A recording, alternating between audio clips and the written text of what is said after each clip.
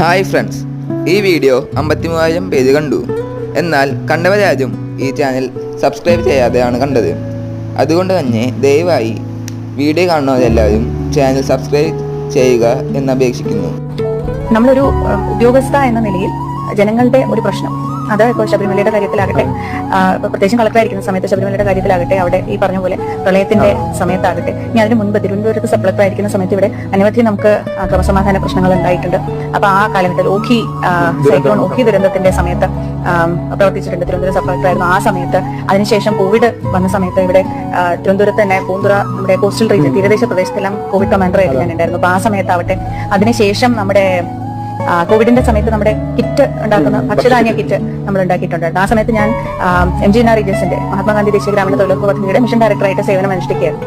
അപ്പൊ ആ സമയത്ത് ഈ കിറ്റ് ഉണ്ടാക്കുന്ന പ്രക്രിയക്ക് വേണ്ടി തന്നെ സ്പെഷ്യൽ ഓഫീസർ